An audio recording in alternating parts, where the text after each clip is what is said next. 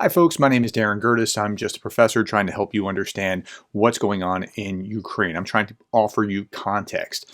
So every Monday morning, I try to provide you a weekly review of what's happened the previous week. And I look at like the biggest story of the day, and then I look at a story that maybe you hadn't heard of but needs to be somehow factored into your understanding.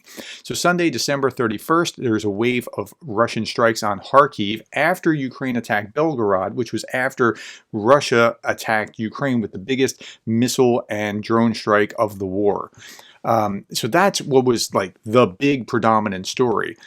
What was interesting was that Vladimir Putin made little mention of Ukraine in his New Year's speech. I thought that was very odd. Like I read the speech and it was just these platitudes about how we have to be together, we have to be united, but it didn't really talk about the war in Ukraine. And so you listen to what he's saying and why is he projecting what he's saying? And you also listen between the lines to see what he's not saying. Okay, Monday, January 1st, Putin vowed to intensify the war and the attacks, and he's been doing that, and he's living up to his word. That's the big story. The minor story was there was a top 10 list of pro-Ukraine YouTube warriors to guide you through 2024 in the Kyiv Post.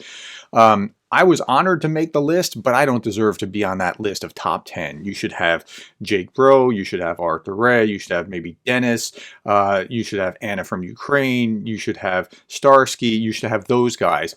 I'm really a smaller fish in there. But what was interesting about that article, and I'm looking at it over here on this other monitor, was that it had some inaccuracies in it that made people scratch their head.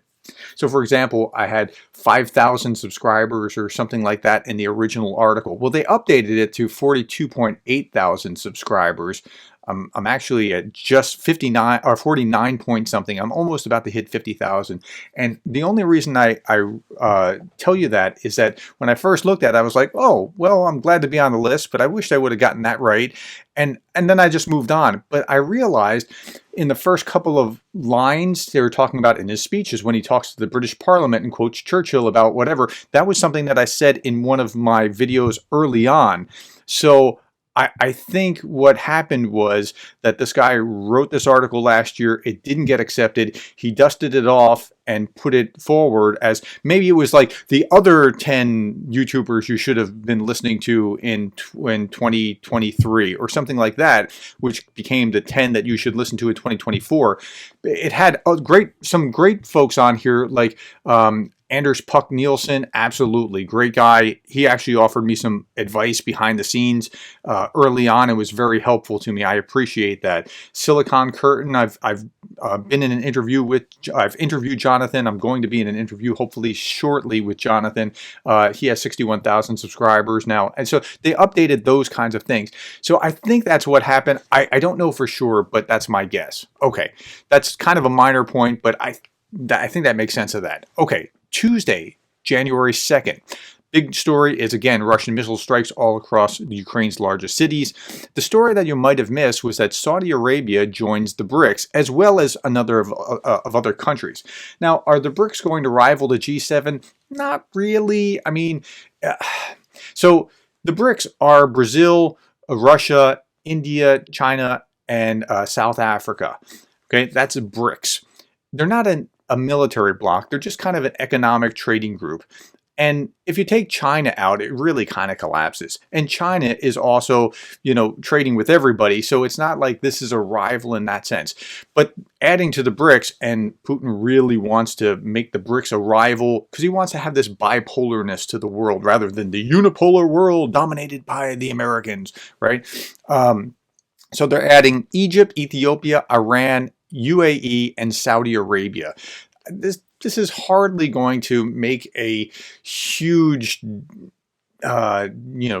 cultural change within the world, but okay, it adds something to it. But this is something that the Russians are crowing about. Okay, next, Wednesday, 3 January.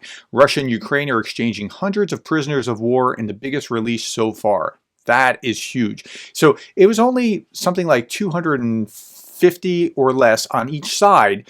And that means that there's more than 2,000 now exchanged throughout the war. but it's a big thing. And a lot of these guys were, I think, defenders of Mariupol were a few of them, and there were even people that were unlisted as prisoners of war that were in there. I was about to do a whole video about this, and then life got really hectic last week as I kind of stepped on myself. Okay. Russia says Ukraine mounts a new missile strike and drone attacks in the southern region. So the drone and missile strikes keep coming. But the article that you probably missed was that Russia is trying, and again, this brings context to the bigger article. Russia is trying to bait Ukraine into using up all its Patriot missiles, leaving itself vulnerable. So there are certain types of missiles that provide better or less good missile defense or or air defense artillery. And so some are better than others. Patriots are kind of top of the line compared to some other systems. And if they can use up those missiles, they can attack the systems. And that would be very, very bad. The systems are very expensive. Okay, Thursday, 4 January. The big story was that Ukraine says it hit a Russian command post that's in Crimea, a military unit in Crimea. And we talked about that. The story that you might have missed is that Putin signed a citizenship decree to attract foreigners to fight for Russia. So if you want to be a citizen of Russia, the glide path is simple. Sign up for the military. We'll waive the other things, or your Russian history test and those kind of things. But this is how you can become that. I'm not sure who wants to do that. Like, what country do you have to be from to go, Russia's the better deal if I go sign up in this war? Which is very low probability that I'm coming back. Okay, Friday, 5 January. So the big story was that Moscow has been using North Korean missiles. I talked about this in my 3 big stories. This is important because they were using ballistic missiles, and I've learned something here. So a normal cruise missile will glide pretty low. A ballistic missile will go way up in the atmosphere and then drop off. But when it drops off half of the missile and there's only the head, and it's harder to shoot down. And this is why they're using ballistic missiles. I've learned this over the last week. This is all new to me. Okay, the smaller story was Russophrenia. Well, this isn't the smaller story. There's actually another smaller story, which is I'm going to talk about in a second. But the RT put out this story about Russophrenia, and I think it's worth looking at, and I might even do a video about it. So Russophrenia, and the subtitle was "The West Can't Decide Whether Russia is a Pussycat or a Lion." And that's really interesting because sometimes you see this like, oh, they're so scary, they're going to do this, or they're nothing. They can't be. Like, you got to be careful with the narrative because you have to think through and see things as clearly as possible. Okay, the second one is U.S. aims to help Ukraine build its own defense industry base. I think that's huge. Long term, that is the way that things need to go, because if the U.S. is giving them weapons, the U.S. can dictate how the weapons should be used. If they can set them up so that they can create their own weapons, they can do whatever they want to Russia with their own weapons. Okay, Saturday, 6 January. So the big story, I think, and I covered this in my 3 big stories, was that Atesh, the group spying on Russia in occupied Crimea, and like what these group of spies are like. So it's very easy for Ukrainians to slip into Russia, spy on something, maybe even blow something up comparatively, and it can to other conflicts. Like an American in Vietnam couldn't do it, but a Viet Cong could look just like Southern Vietnam, South Vietnamese. It's the same kind of dynamic there. Now, Russians can do that in Ukraine, and they are, and Ukrainians can do that in occupied Ukraine and in Russia, and they are.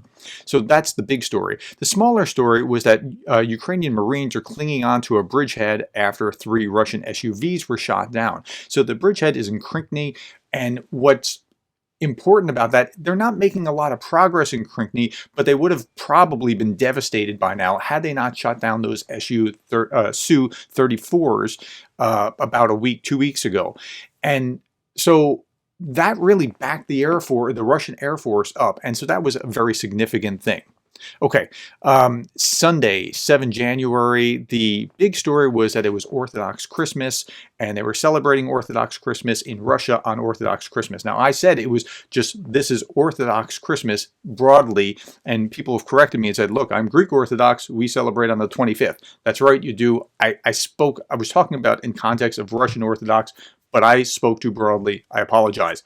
Russian Orthodox Christmas is on the 7th, and they were celebrating it. On Christmas Eve, on the 6th, Vladimir Putin vowed to back soldiers who defend Russia on Orthodox Christmas as Ukraine attacks drones and missiles with the drones and missiles. Okay, so that was the headline. So, but he really, he was praising these brave defenders, these brave guys. What brave for justice? What? Okay. At any rate, but that's his perspective. As wrong as it is, that's the way he's going to frame it, and he's going to frame it. The story that you might have missed, unless you were listening to my 3 big stories, which I put out every day, commercial. 3 big stories was Japan foreign minister promises aid for Ukrainian anti-drone system. Now, Japan has stepped up, but Japan and South Korea kind of have a culture of, we don't give weapons to countries that are in the middle of a war. We don't want to be part of that. But giving a Patriot battery system to the U.S. and whatever the U.S. does with it, it doesn't, if they can sell it to the U.S. and not think about it so much, or giving these anti-drone system and other humanitarian things is perfectly fine by them, because they're not trying to engage in adding to the carnage. Okay, so those are the big stories for the week. Those are the minor stories for the week, but I hope it provided you extra context. Thank you for your time. Thank you for your attention, the likes, the shares, the subscribes, and thank you for being the kind of person that cares about Ukraine.